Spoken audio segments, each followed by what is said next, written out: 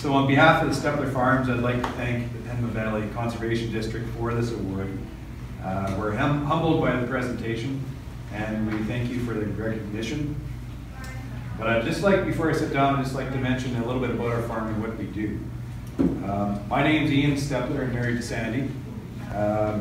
Father of 5. I'm the president of our farm.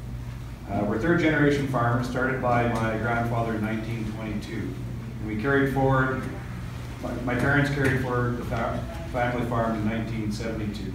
And 10 years ago, my brothers, my parents, and I restructured the farm into a company. And we have since expanded into a grain, cattle, and beekeeping operation. We crop 3,500 acres of land. We have 500 head of purebred Charlie cattle, and we manage a 1,200 hive apiary. My responsibilities, other than the president of the farm, is running the hives as the farm's beekeeper. So our farm's enterprises are distinctly separate from one another, yet the interaction between the three enterprises is what makes our farm unique and provides us the advantage moving forward. We make an effort to manage our lands according to our soil types and our soil risk zones. So, as Cliff mentioned, the topography of our farm landscape is extremely diverse as we manage the land up around Deerwood and all the way down the Pembina escarpment down to the flats around Miami. From hilltop wind erosion, hillside water erosion, wetland muskeg maintenance, and heavy flatland and salinity. You'll notice as you drive around our farm, a third of our farm is zero-till, and we manage a third of our farm is minimal tillage, and a third of our farm is conservation tillage, all depending on the soil and land types. Our cattle herd demands a lot of summertime grazing to hold the herd throughout the summer season. And you'll notice as you drive around our farm that we use all of our marginal lands for pastures. The marginal lands we manage as pastures are cared for in very specific ways to maintain the integrity of our soil health and our plant health. Because of this, we manage our pastures extremely intensively to protect the grasses and the waterways. All the pastures are fenced off into paddocks, and we rotational graze. This manages the grass growth better, which allows healthy root maintenance underneath. It's very important. You'll notice because of our intensively managed pasture rotation, the diversity of growing plants are able to establish and survive throughout the grazing year, specifically clovers. Clovers and grasses maintain that unique symbiotic relationship within the pastures, which complement each other's growth.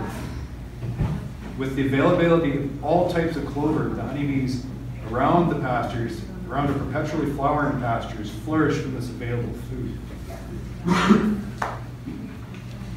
Because of our honeybee enterprise, our perspective on how agriculture is changing has broadened our perspective and forced us to acknowledge the natural world we're living in. Balancing the world of business with the basic requirements of nature, which our bees live in, has been a challenging endeavor, almost an impossible venture. But the point is, we acknowledge a problem presented by our changing landscape, and we're making an effort to address it. Modern day farming practices are farming all places of our natural world. We need places of our natural world to raise our honeybees in.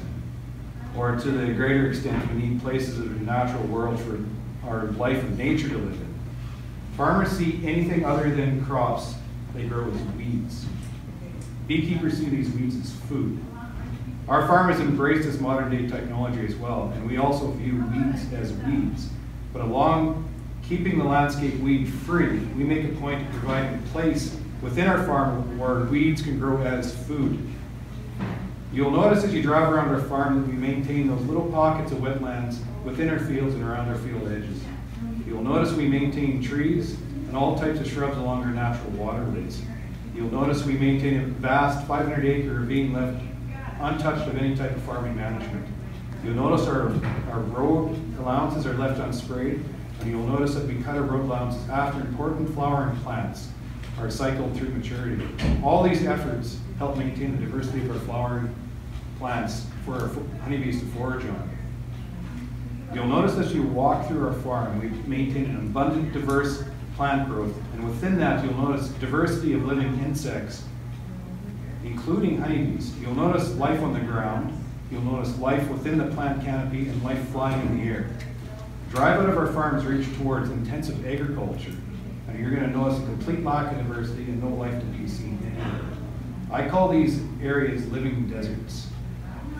I exclude these areas from my apiary because I simply can't keep my bees alive in these areas anymore.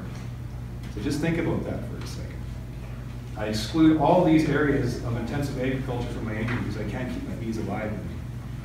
So as a farmer, as a beekeeper, looking at a changing environment, all I ask of everyone is to simply make an effort to appreciate and maintain those little pockets of the natural world to live in.